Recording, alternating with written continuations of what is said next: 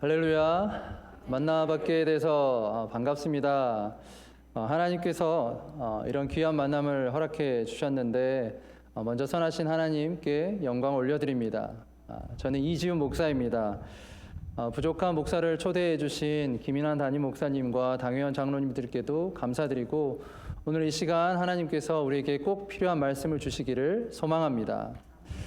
목사님으로부터 사전에 벅스카운티 장로교회가 올 한 해 성경 통독을 진행하고 있다라고 알려주셔서 성경 통독 본문으로 올 한 해 설교를 하고 있다라고 말씀해 주셨습니다. 그래서 저도 오늘 그 중에 한 본문으로 말씀을 준비해 왔습니다. 이 시간에는 요나서 4장의 말씀으로 하나님의 끈질긴 사랑이라는 제목으로 잠시 은혜를 나누기를 원합니다. 구약 성경에 등장하는 요나서, 우리가 잘 알고 있는 책이죠. 요나서는 총 4장으로 되어 있습니다. 이 전체 요나서를 살펴보면 총 48절밖에 되지 않은 아주 짧은 책이에요. 구약 성경에 보면 대선지서, 소선지서가 있죠. 그 중에 요나서는 소선지서이고 소선지서 중에서도 비교적 잘 알려진 책입니다. 여러분이 요나서를 쭉 읽어 내려가다 보면 이 요나서가 다른 선지서와는 좀 차별된 점을 발견할 수 있을 것입니다. 일반적인 선지서들을 살펴보면 하나님의 말씀을 대언하는 선지자가 있고 또 선포된 말씀이 있습니다. 그것이 심판의 말씀이든지 회복의 말씀이든지 그것이 기록이 되어 있어요. 그런데 요나서에 보면 선지자가 선포한 말씀은 고작 한 절도 되지 않습니다. 정확하게는 반절이에요. 3장 4절 말씀인데요. 한번 보겠습니다. 요나가 그 성읍에 들어가서 하루 동안 다니며 외쳐 이르되 40일이 지나면 니느웨가 무너지리라 하였더니 40일이 지나면 니느웨가 무너지리라. 이것이 요나 선지자가 선포한 메시지의 전부입니다. 그 외에 요나서는 요나 선지자와 하나님 사이에 있었던 일들에 대해서 다루고 있어요. 우리가 요나서 이야기는 많이 들어왔고 잘 알고 있습니다. 보통 하나님의 소명을 받은 선지자는 그 소명을 어떻게 해야 합니까?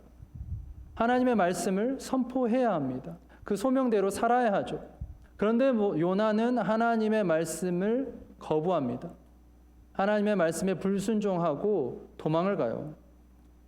상식적으로 이해할 수 없는 선지자입니다. 이 요나서가 아주 드라마틱하고 풍성한 이야기로 되어 있는데 잠시 1장부터 3장까지 줄거리를 간략하게 살펴보면 먼저 하나님께서 요나를 부르시고 요나에게 니느웨로 가서 심판의 메시지를 선포하라고 하십니다. 그런데 요나는 하나님 말씀에 불순종하고 니느웨로 가는 대신에 정반대 방향인 다시스로 가는 배를 타고 가게 되죠. 가는 도중에 풍랑을 만나게 되고 요나는 바닷속에 빠집니다. 하나님은 미리 예비한 큰 물고기를 통해서 요나를 그 물고기 뱃속에 가두고 그 물고기 뱃속에 갇힌 요나는 3일을 보내게 됩니다.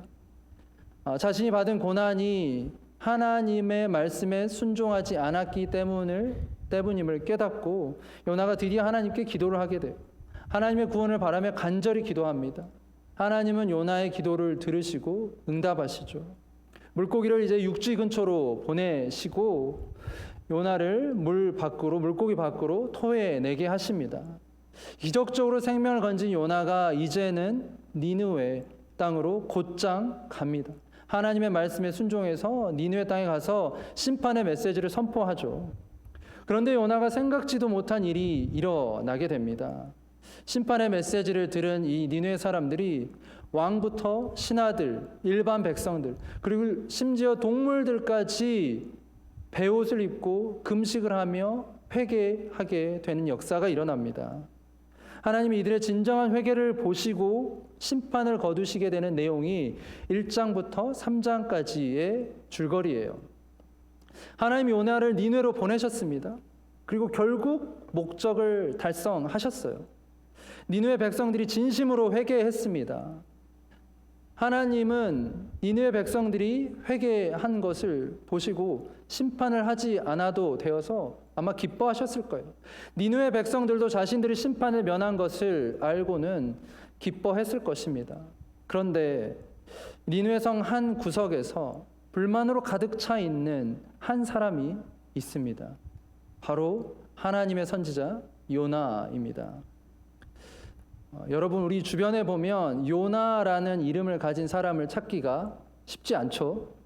우리가 자녀들을 보통 성경에 그 훌륭한 인물들의 이름을 지어줍니다.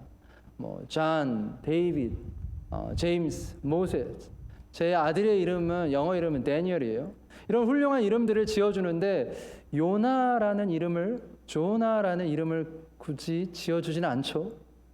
굳이 요나라고 이름을 지었다가 나중에 얘가 요나처럼 반항하는 거 아니야?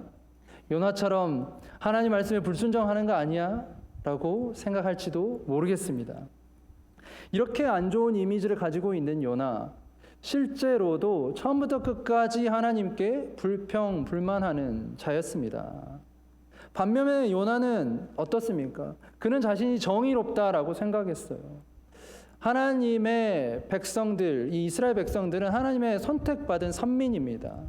그런데 이 니느웨 백성들은 아시리아 민족이죠. 이 아시리아 민족, 이 니느웨 백성들은 이 하나님의 선민인 이스라엘을 괴롭혔어요. 괴롭히는 이방 민족입니다. 하나님의 선택받은 백성들을 괴롭히는 이방 민족은 심판받아야만 마땅합니다. 이스라엘 백성들, 하나님의 선민 이스라엘 백성들을 하나님이 심판하지 않으시면 누가 심판하시겠어요? 그것이 하나님의 뜻이자 정의라고 요나는 믿었습니다. 그런데 하나님은 요나의 기대와는 다르게 니느웨 백성들이 회개했을 때 그들을 용서하시죠. 그러자 요나는 하나님이 결국 그렇게 하실 줄 알았다라고 하면서 하나님께 화를 냅니다. 2절 말씀 한번 보겠습니다. 여호와께 기도하여 이르되 여호와여 내가 고국에 있을 때 이러하겠다고 말씀하지 아니하였나이까. 그러므로 내가 빨리 다시스로 도망하였사오니 주께서는 은혜로우시며 자비로우시며 노하기를 더디하시며 인애가 크시사 뜻을 돌이켜 재앙을 내리지 아니하시는 하나님이신 줄을 내가 알았음이니이다. 요나는 알았습니다. 하나님이 은혜로우시고 자비로우시고 노하기를 더디하시고 인애가 크신 사랑이 넘치신 분임을 알았습니다. 그래서 요나가 하나님께 하나님 그래서 제가 니느웨로 안 가고 다시스로 도망간 것입니다. 하나님 그들을 용서하실 줄 알았습니다. 라고 하나님께 화를 내고 있는 거예요. 우리가 생각할 때 요나는 참으로 이해할 수 없는 선지자죠. 여러분, 선지자의 역할이 무엇입니까? 쉽게 말하면 하나님의 받은 메시지를 선포하는 역할을 하는 자가 선지자입니다. 죄인을 죄에서 돌이키게 하는 자가 선지자예요.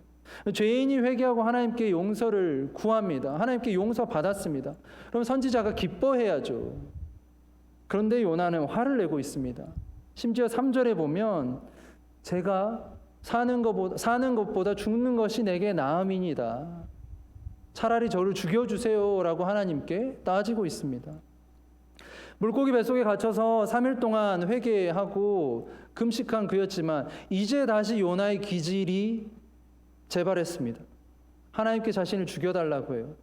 그러자 하나님이 요나에게 뭐라고 말씀하십니까? 4절에 여호와께서 이르시되 내가 성내는 것이 옳으냐. 하나님은 요나가 화를 내는 것이 옳지 않다라는 것을 스스로 깨닫기를 원하셨습니다. 하나님은 억지를 부리는 요나를 책망하지도 꾸짖으시지도 않으세요. 여전히 부드럽게 요나에게 말씀하십니다. 우리가 이 말씀을 접할 때 사실 요나를 생각해 보면 요나 선지자 너무하지 않아? 어떻게 감히 하나님께 반항하고 하나님께 따질 수 있나? 하나님께 화를 낼 수 있나라고 우리가 생각을 할 수 있습니다. 요나 선지자를 비판하고 손가락질할 수 있어요. 그런데 곰곰이 생각해 보면 요나의 이러한 면이 우리 삶의 부분에도 있을 수 있어요. 우리 삶의 내면에도 자리 잡을 수 있습니다. 요나와 같이 어쩌면 편협하고 자기 의로 충만하고 이기적인 모습이 나의 삶 가운데도 있을 수 있다는 것입니다. 신앙생활을 오래 하면 오래 할수록 이러한 자만에 빠질 수 있습니다. 여러분, 하나님을 사랑한다라고 고백하지만 인간에 대한 이해가 부족한 사람들이 꽤 많이 있습니다. 그래서 하나님은 사랑하지만 사람들에게 무관심하거나, 하나님은 사랑하지만 사람들의 필요에 관심을 보이지 않는 사람들이 있습니다. 자비와 긍휼을 동반하지 않는 신앙은 영혼을 살릴 수가 없습니다. 이런 말이 있습니다.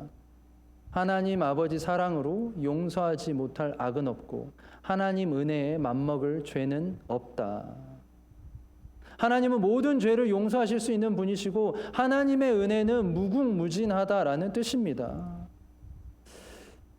이제 요나 선지자가 하나님의 그 질문에 대답하기를 거절하고 어디로 갑니까? 이 니느웨 성 밖으로 나가서 성이 잘 보이는 곳에 이제 초막을 치고 자리에 잡습니다. 그런 요란을 하나님은 보시고 요나에게 맞춤 레슨을 준비하세요. 여러분, 이스라엘과 중동 지역, 이 여름에는 섭씨 50도까지 올라갈 만큼 굉장히 더운 지방입니다. 하나님은 요나에게 뜨거운 태양을 피할 수 있도록 이제 이 박넝쿨이라는 식물을 준비해 주세요. 이 박넝쿨이라는 식물이 잎사귀가 넓은 식물인데 이 요나에게 더위를 피하기는 안성맞춤이었습니다. 요나가 이제 그 더위를 피할 수 있게 되어서 오늘 본문에 보면 그가 크게 기뻐했다라고 말씀합니다. 여러분, 지금까지 요나가 기뻐한 적이 한 번도 없었습니다. 1장부터 4장에 이르기까지 니느웨 백성들이 회개하고 죄를 용서받았을 때 그가 기뻐하지 않았습니다. 심지어 그가 물고기 뱃속에서 건짐을 받았을 때도 기뻐하지 않았습니다. 그런데 고작 자기 초막 옆에 자란 이 작은 식물로 인해서 그가 기뻐하고 있는 거예요. 하나님은 그런 그가 깨닫기를 원하셨습니다. 그래서 요나를 가르치시기 위해서 사막의 뜨거운 바람과 이제 이 식물을 갉아먹는 작은 벌레를 예비하십니다. 요나서를 자세히 보면 하나님은 창조 질서와 자연 세계를, 자연 현상을 이용하셔서 요나를 가르치세요. 하나님은 그저 이스라엘 백성들을 돌보시는 그런 하나님이 아니라 온 세상의 창조주 하나님이시자 온 세상 열방을 다스리시는 통치자이심을 보여주고 있습니다. 하나님이 이제 이 작은 벌레를 사용하셔서 하룻밤 사이에 이 박넝쿨을 시들게 하시고 이제 뜨거운 사막의 동풍을 불어오게 해서 요나로 하여금 이제 견딜 수 없는 상황에 놓이게 합니다. 이 박넝쿨을 잃은 요나의 반응이 어떠하죠? 8절 중간에 보면 사는 것보다 죽는 것이 내게 나으니이다. 요나의 고질병이 또 더 좋습니다. 불과 3절에서 니느웨 백성들이 용서를 받는 것을 보고 하나님 저를 죽여주세요라고 했던 요나가 고작 이 박넝쿨이라는 식물이 말라 죽고 자신이 힘든 환경에 놓이자 하나님, 제가 차라리 죽는 것이 낫습니다 라고 또 죽음을 청하고 있습니다. 왜 하나님이 박넝쿨을 시들게 하고 이 뜨거운 바람으로 요나를 괴롭게 하시죠? 요나를 깨닫게 하기 위해서입니다. 하나님은 요나에게 너가 그렇게 아꼈던 이 박넝쿨보다 비교할 수 없을 만큼 나는 이 니느웨 백성들을 사랑하고 아낀다 라고 가르쳐 주시는 거예요. 여러분, 이 박넝쿨과 니느웨 백성들, 니느웨 사람들의 목숨을 비교할 수 있습니까? 이것은 비교 대상조차 안 됩니다. 요나가 아낀 박넝쿨, 사실 그가 자라게 한 것도 아니에요. 그가 물을 준 것도 아니고 심은 것도 아닙니다. 다만 하나님께서 허락해 주셔서 잠시 누리고 있는 것이죠. 하물며 니느웨 인구 12만 명입니다. 당시 고대 사회에 12만 명의 인구면요, 굉장히 큰 도시입니다. 이 12만 명의 니느웨 사람들, 죄가 크다지만 그들이 하나님께 용서를 구할 때 하나님은 이들을 기꺼이 용서해 주셨습니다. 하나님은 니느웨 성읍의 한 사람도 멸망하지 않고 구원받기를 원하셨어요. 그런데 요나는 못마땅하면서 하나님께 화를 냅니다. 요나는 처음부터 끝까지 하나님의 구원 계획에 대해서는 관심이 없었어요. 하나님의 손길이 어디를 향하는지, 누구에게 있는지, 하나님이 누구에게 자비와 긍휼을 베풀어 주길 원하시는지 요나는 전혀 관심이 없었습니다. 안타깝게도 하나님의 자비와 긍휼을 받아야 할 자가 요나 선지자인 것이죠. 여러분은 하나님의 손길이 어디 있는지 관심이 있으십니까? 지금은 은퇴하신 김동호 목사님이 영락교회 부목사로 심우하실 때 일입니다.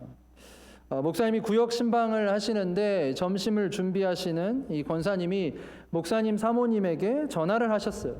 그래서 목사님이 특별히 좋아하시는 음식이 있냐라고 물어보았습니다. 그래서 사모님이 저희 목사님 아무거나 다 잘 드세요 라고 이제 대답을 했습니다. 김동호 목사님이 이제 권사님 댁 신방을 가셨습니다. 식사를 하시는데 이 차려놓은 음식들이 그날따라 너무 입에 잘 맞는 거예요. 맛있게 드셨습니다. 그런데 그날 이후로 이상한 일이 벌어졌어요. 목사님이 특별히 잘 드신 음식이 신방을 가는 곳마다 나와 있는 거예요.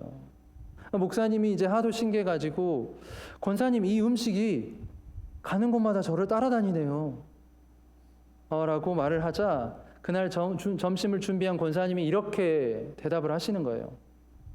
목사님, 제가 사모님에게 전화를 했는데 안 가르쳐 주세요. 그래서 제가 전에 점심을 대접한 권사님에게 전화해서 물었습니다. 권사님, 목사님의 젓가락이 어디에 많이 가던가요? 그게 목사님에게는 너무 큰 감동이었어요. 그때 김동호 목사님 나이가 불과 33살이셨는데 목사님이 그때 결심하셨습니다.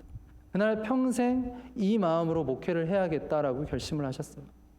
하나님의 젓가락이 어딜 가느냐? 하나님의 젓가락이 어딜 가느냐? 하나님의 마음이 있는 곳에 우리의 마음이 있고 하나님이 사랑하는 사람을 우리가 사랑해야 할 줄 믿습니다. 안타깝게도 요나는요. 처음부터 하나님을 향한 마음, 하나님을 사랑하고자 싶은 마음도 없었어요. 뉴욕의 리디머 교회를 담임하셨던 얼마 전에 소천하신 이 시대의 C.S. 루이스라고 불리는 팀 켈러 목사님이 쓰신 탕부 하나님이라는 책이 있습니다. 누가복음 15장에 돌아온 탕자의 비유를 가지고 책을 쓰셨어요. 우리가 보통 이 이야기의 교훈을 둘째 아들 돌아온 탕자에게 맞춥니다. 아버지의 재산을 미리 받아서 이제 먼 나라에 가서 허랑방탕하게 다 쓰고 망나니같이 살다가 이제 자신의 잘못을 깨닫고 다시 아버지께 돌아와 이제 회개하죠.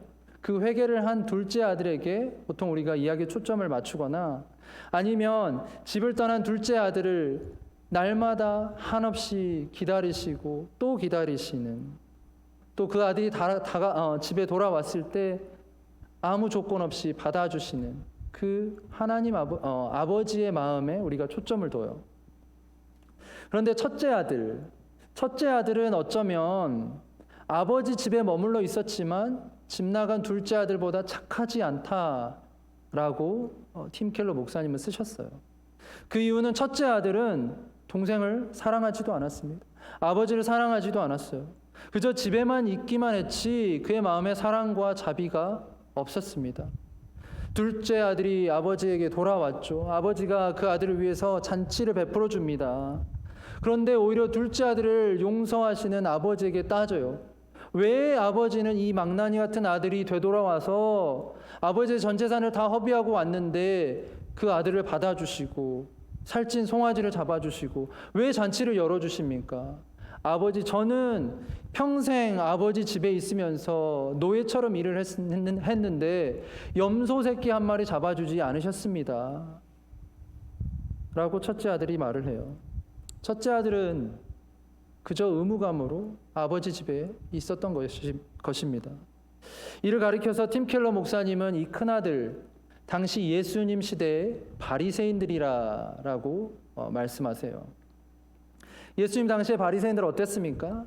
그들이 성전에는 있었습니다. 성전을 떠나지는 않았어요. 그러나 하나님을 사랑하지는 않았습니다. 종교적인 의무감과 도덕적인 마음에서 나온 신앙이었지 그들이 정말로 하나님을 사랑하고 경외하지 않았습니다. 우리도 어쩌면 교회 안에 머물러 있지만 하나님의 자녀로 살아간다 하지만 때로는 하나님의 마음을 헤아리지 못하는 첫째 아들 같지 않은지 우리가 한번 살펴보아야 합니다. 여러분, 이 요나 이야기와 돌아온 탕자 이야기가 공통점이 있는 거 아세요? 두 이야기가 공통점이 있습니다. 이 두 이야기는요, 결말을 내리지 않아요. 정해진 결말이 없습니다. 요나서 4장 11절 마지막 절이죠. 우리 한번 보겠습니다. 하물며 이 큰 성읍 니느웨에는 좌우를 분별하지 못하는 자가 12만여 명이요 가축도 많이 있나니 내가 어찌 아끼지 아니하겠느냐 하시니라. 하나님이 요나를 타이르시는 구절이 마지막 구절입니다. 돌아온 탕자의 비유도 정해진 결말이 없습니다. 누가복음 15장 32절 이 내 동생은 죽었다가 살아났으며 내가 잃었다가 얻었기로 우리가 즐거워하고 기뻐하는 것이 마땅하다 하니라. 아버지가 첫째 아들을 타이르시며 이 비유가 끝이 납니다. 이것을 영어로 오픈 엔딩, 열린 결말이라고 합니다. 누가복음 15장에 돌아온 탕자 이야기에서 이 첫째 아들이 아버지와 화해를 하게 되었는지, 둘째 아들을 용서하게 되었는지, 그 잔치에 참여하게 되었는지 알려주고 있지 않습니다. 요나서도 마찬가지예요. 요나가 하나님의 마음을 이해하고 이 니느웨 백성들을 용서하고 사랑하게 되었는지 알려주고 있지 않습니다. 이 두 이야기가 결론을 내리지 않은 이유가 있어요. 그것이 오늘 우리에게 주어진 과제이고 우리가 해야 할 일이기 때문입니다. 하나님이 우리를 끈질기게 사랑해 주셨습니다. 구원의 손길을 펼쳐서 우리를 구원해 주셨습니다. 그렇다면 우리도 하나님이 사랑하는 자들을 사랑하고 하나님이 불쌍히 여기는 자들을 불쌍히 여겨야 하지 않겠습니까? 오늘 수요예배에 나오신 성도님들, 하나님을 참으로 사랑하시는 분들이죠. 참 우리가 코로나 이후에 예배로 모이기가 힘듭니다. 특별히 수요 예배 더 모이기가 힘든 시간대입니다. 이 때에 예배에 나오신 여러분들 한 분 한 분이 참 귀합니다. 그렇지만 하나님 우리만 사랑하시는 것이 아니라 다른 사람들도 사랑하십니다. 이 자리에 앉아 계신 여러분들만 사랑하시는 것이 아니라요, 이 자리에 오지 못한 사람들도 하나님 여전히 사랑하십니다.